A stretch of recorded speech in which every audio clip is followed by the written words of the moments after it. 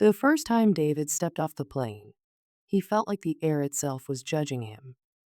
It was thick, harsh, and unwelcoming, as though the city had already made up its mind about him before he even set foot on its soil.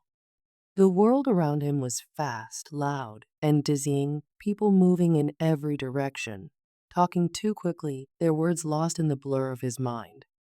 The cold pierced through his jacket like it had a purpose, as if the very elements were conspiring to remind him that he didn't belong. He had $43 in his pocket, a single backpack slung over his shoulders, and a photograph of his mother, smiling and waving goodbye. No friends, no English, no clear plan. And yet, in the face of everything, he had one thing that no one could take from him: a promise to himself. Don't waste this. David's first job in America was far from glamorous. It wasn't the dream he had imagined when he first stepped off that plane. His job wasn't in a busy restaurant kitchen, nor was it in the front of a sleek office. He worked in the back of a small Vietnamese restaurant in Brooklyn, a place where the kitchen smells mixed with the hum of industrial dishwashers and the clatter of plates. But David didn't work in the kitchen. He worked behind it, in the shadows, where water never stopped running, where dirty dishes piled high like mountains, and where no one spoke to you unless something was broken. For 12 hours a day, 6 days a week, David scrubbed plates. His hands cracked, the skin splitting from the constant exposure to water and soap. His back ached so badly that sometimes the pain felt like it would break him. But he never complained. There was no room for complaints in his world. At night, when the restaurant was closed and the city around him grew quiet, he would return to the tiny, cramped room he shared with 4 other workers. They slept on thin mattresses with barely enough room to stretch out. Alone in the stillness, David whispered new English words to himself like a prayer. Fork, floor, sorry, tired. Each new word was a victory. Each word was a small promise to himself that he wasn't going to fail. Every tip, no matter how small, was a treasure, proof that he was moving, ever so slowly, toward the life he had imagined for himself. It wasn't long before the chaos arrived, the kind of madness that never seemed to have a reason behind it. One afternoon, a server, frazzled and careless, spilled drinks on a customer. The customer shouted, others shouted, and the manager stormed around, barking orders at everyone. Amidst the shouting and scrambling, David remained calm. He cleaned up the mess without a single word. His eyes were down, focused only on the task at hand. That night, after everything had settled and the restaurant returned to its usual rhythm, the manager approached David. He handed him a clean white apron, and with a quiet nod, he said 2 words that David could understand. You serve.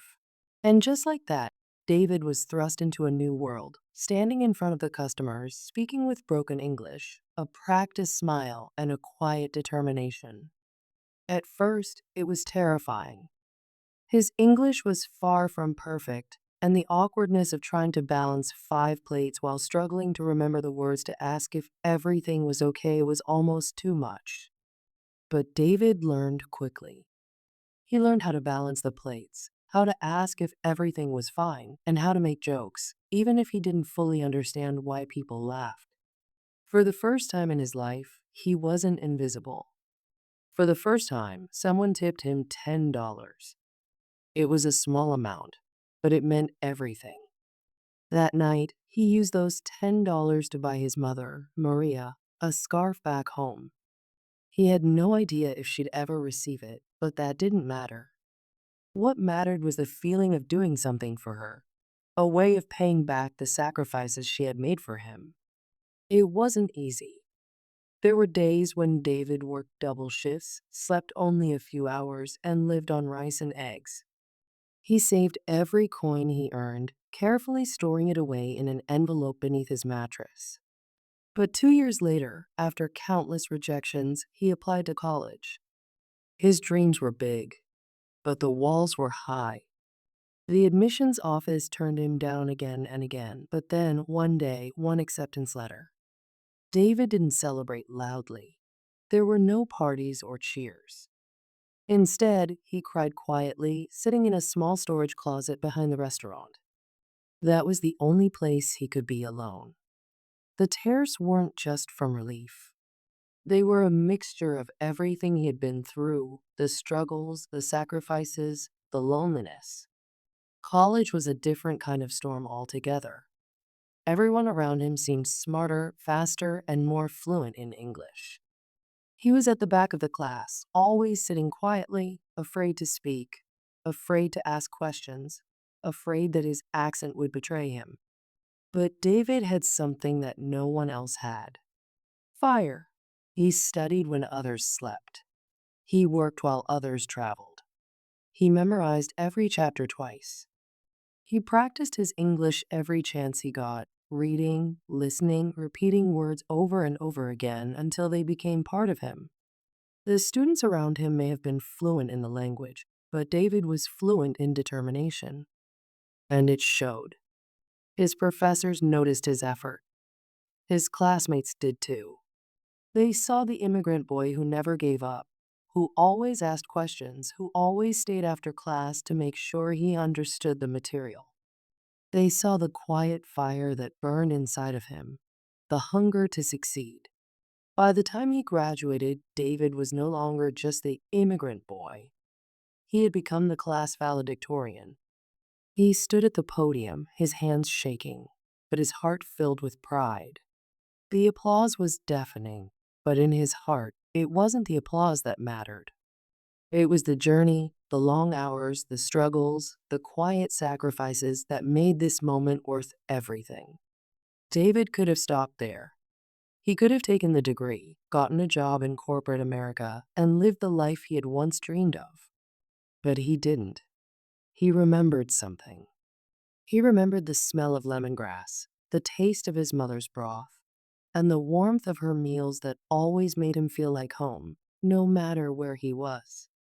He wondered, what if people here in America could feel that too? So he started small.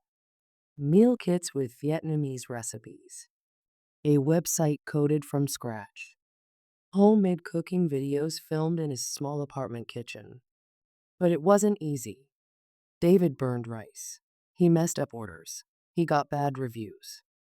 There were nights when he felt like giving up, when the weight of his failures almost broke him.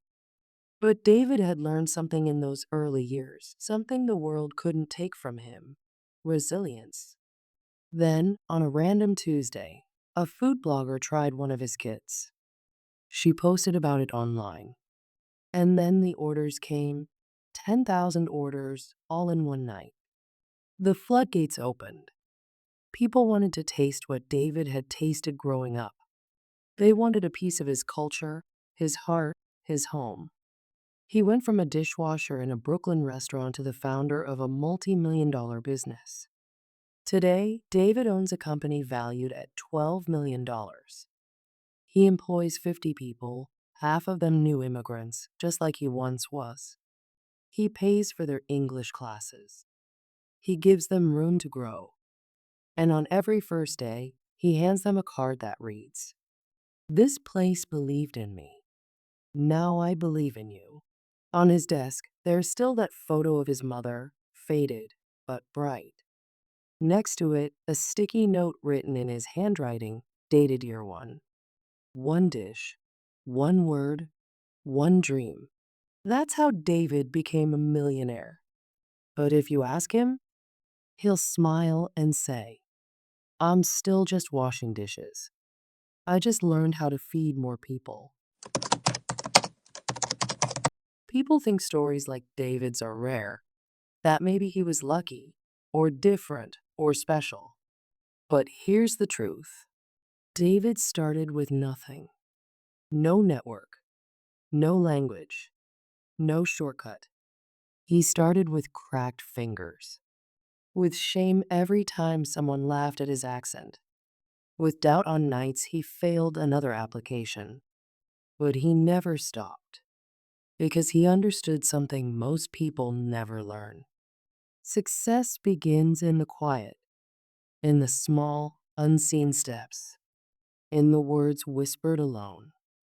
At Tale Crafter English, we don't just teach words, we tell stories.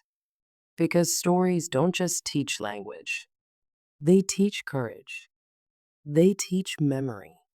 They show you that language is not the goal, connection is. This story, from dishwasher to millionaire, is not about money. It's about power. The kind of power that grows in silence, in broken English, in the belief that your voice deserves to be heard. David didn't become fluent to pass a test. He became fluent to survive, to speak, to build, to lead, to give back. So can you. You don't need to be rich. You don't need to speak perfectly. You just need to begin with the words you have, with the courage you own, with the story that's still inside you. And one day, someone will hear you speak and say, "That's not perfect English, but that's a perfect story because it came from you." And that is always enough. If you were inspired by David's journey and the power of his story, don't forget to like, comment, share, and subscribe. Your thoughts matter to us. Share your feedback, share this story with someone who needs to hear it, and subscribe to Tailcrafter English for more powerful motivational stories that teach through real-life experiences. Let's keep the conversation going and inspire more people to begin their own journey.